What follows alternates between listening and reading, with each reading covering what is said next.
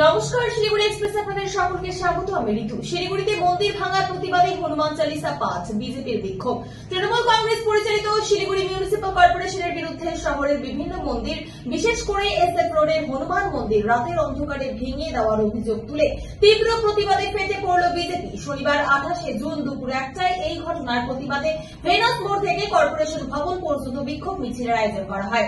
এই মিছিলের নেতৃত্বে ছিলেন শিলিগুড়ি মিউনিসিপাল কর্পোরেশনের বিরোধী দলনেতা অমিত জৈন। বিক্ষোভ মিছিলে শেষে কর্পোরেশন ভবনের সামনে হনুমান চালিসা পাঠ করে তারা ঈশ্বরের কাছে প্রার্থনা করেন যাতে হিন্দু বিরোধীদের শুভ বুদ্ধি হয়। মিছিলে বিজেপি কাউন্সিলর ছাড়াও উপস্থিত ছিলেন শিলিগুড়ির বিধায়ক শঙ্কর ঘোষ ও জেলার একাধিক শীর্ষ নেতা। সাংবাদিকদের মুখোমুখি হয়ে তারা বলেন, বিরোধী দলনেতা অমিত জৈন কর্পোরেশনের প্রশাসক পুর নিগমের বিরুদ্ধে তীব্র আক্রমণ শানান। শিলিগুড়ি বিধায়ক শঙ্কর ঘোষ রাজ্যের বিভিন্ন দুর্নীতি নিয়েও মুখ খোলেন।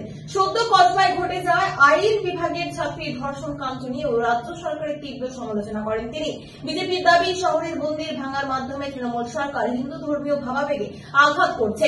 এই ইস্যুতে আগামী দিনে বৃহত্তর আন্দোলনের হুঁশিয়ারি দিয়েছেন বিজেপি নেতারা। কলেজে ইউনিয়ন তো 2017 পর নেই, ইউনিয়ন রুম কেন? ইউনিয়ন রুম তামাশা করার জন্য, তোলাবাজি করার জন্য, কলেজে যারা নতুন ছাত্রছাত্রী আসছে তাদের সাথে অশালীন ব্যবহার করার জন্য। আজকের দিনে দাঁড়িয়ে কলেজে ইউনিয়ন রুম খুলে রাখা, এর জন্য ছাত্রদের থেকেও বেশি দায়ী হচ্ছে এই অপদার্থ প্রিন্সিপালগুলো। প্রিন্সিপালরা বলছেন ওটা student common room, union room নয়, কিন্তু নির্দিষ্ট একটা ছাত্র রাজনৈতিক দলের পতাকা লাগানো, ফেস্টুন লাগানো সেখানে। ওনাদের চোখে কি বলে মেলা নাকি পড়েছে প্রিন্সিপালদের চোখে। এই অপদার্থ প্রিন্সিপালরা আসলে হচ্ছে ক্যামাক স্ট্রিট আর কালীঘাটে দস্তখত দিয়ে আসে যে এরা কলেজগুলোতে তৃণমূল কংগ্রেসের যে গুন্ডা বাহিনীর সাপ্লাই, সেই সাপ্লাই করবে। তৃণমূলের যারা বড় বড় নেতা তাদের উচ্ছিষ্ট ভোগীরাই হচ্ছে কলেজের মধ্যে পড়াশোনা না করলেও তারা ঢুকে পুরো কলেজটাকে নিয়ন্ত্রণ করে। কলেজটা হচ্ছে দুর্নীতির আখড়া। ভর্তির ক্ষেত্রে সমস্যা থেকে আজকে যেভাবে এই মেয়েটির সাথে অত্যাচার হয়েছে, এখানে কি দেখা যাচ্ছে, কলেজের প্রাক্তন স্টুডেন্ট, বর্তমানে কর্মচারী, অস্থায়ী কর্মচারী, দুজন বর্তমান ছাত্র। মানে কোন জায়গায় আমরা পৌঁছেছি যে আমি আমার ক্লাসমেটের সাথে, আমার জুনিয়র স্টুডেন্টের সাথে আমি এই জিনিস করতে পারি।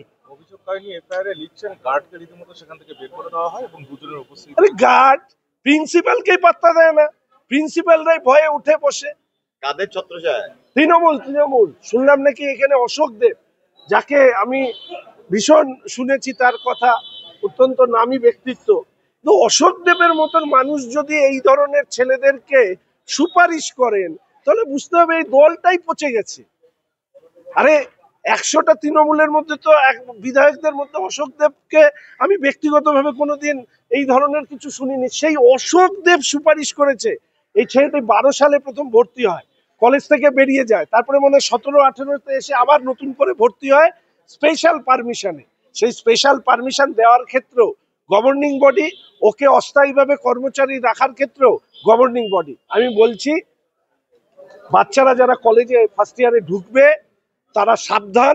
প্রত্যেকটি কলেজে এই ধরনের কি শেখ শাহজাহান, জাহাঙ্গীর, অনুব্রত, আরাবুল, এরা হচ্ছে উপস্থিত। এদেরই রূপ হচ্ছে এই যে কি মনোজ না কি মনোজিৎ না কি নাম সব শুনলাম, এরা হচ্ছে এদেরই ছোট সংস্করণ। আর বাড়ির বাবা মা, এমনকি তৃণমূল কংগ্রেসের পরিবার থেকেও যে সমস্ত ছেলেমেয়েরা এই কলেজগুলোতে পড়তে যাবে, সাবধান হয়ে যান। এক রাক্ষসের জন্ম নিয়েছে এই পশ্চিমবঙ্গে, যারা হেন পাপ কাজ নেই সেই পাপ কাজেরা সংগঠিত করতে পারে না। প্রতিবাদ শুধুমাত্র রাজনৈতিক স্তরে নয়, আমি চাই পশ্চিমবঙ্গে গণবিদ্রোহ হোক এই সরকারের বিরুদ্ধে।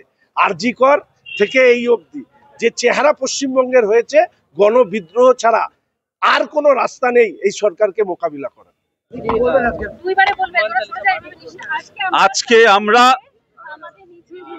আজকে আমরা ভারতীয় জনতা পার্টি শিলিগুড়ি মিউনিসিপাল কর্পোরেশনের সমস্ত কাউন্সিলর বৃন্দ উপস্থিত, আমাদের নেতৃত্ব এবং সাথীদের সাথে নিয়ে আজকে আমরা পুরসভার সামনে আমাদের প্রোগ্রাম ছিল, সেই প্রোগ্রাম নিয়ে আজকে আমরা হনুমান চালিসার পাঠ করার জন্য আগে থেকে আমাদের যোজনা করেছিলাম এই কারণেই যে শিলিগুড়িতে যেভাবে উন্নয়নের নাম করে পর পর হিন্দু সনাতনীদের প্রতিষ্ঠানকে ভাঙা হচ্ছে এবং মন্দিরকে ক্ষতিগ্রস্ত করা হচ্ছে, এই জন্য আমরা এটা পুরোপুরি পুর নিগমকে আরে বর্তমান তৃণমূল বোর্ডকে দায়ী করছি। আপনারা দেখেছেন পর পর কিন্তু ইউজি কেবলিং এর নাম করে হিলকাটরে একটা মন্দির, প্রাচীন মন্দির, তাকে ক্ষতিগ্রস্ত করা হলো। তারপরে নিজে মেয়র গিয়ে ওখানে উদ্বোধন করলেন।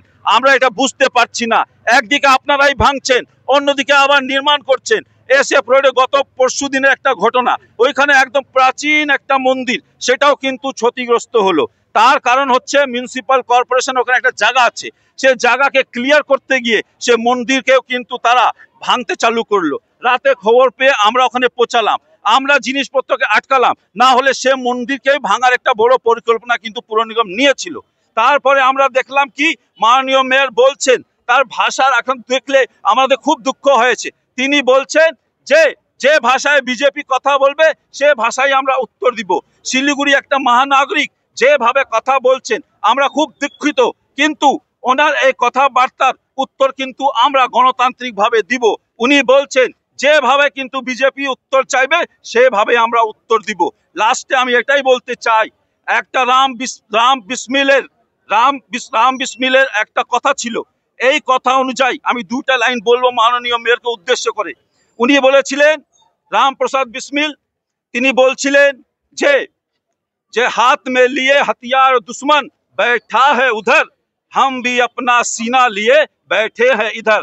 আমরাও দেখতে চাই মাননীয় মেয়রের কত ক্ষমতা, সে ভারতীয় জনতা পার্টির কার্যকর্তাকে কিভাবে আটকাবেন, কিভাবে সনাতনীদের মন্দিরকে আবার আঘাত করবেন। আমরাও কিন্তু এখানকার ভূমিপুত্র, আমরাও কিন্তু দেখিয়ে দিব, যদি একটাও মন্দির ইট নড়াচড়া হয় এই কর্পোরেশনের ইট আমরা কিন্তু নড়াচড়া করে দিব।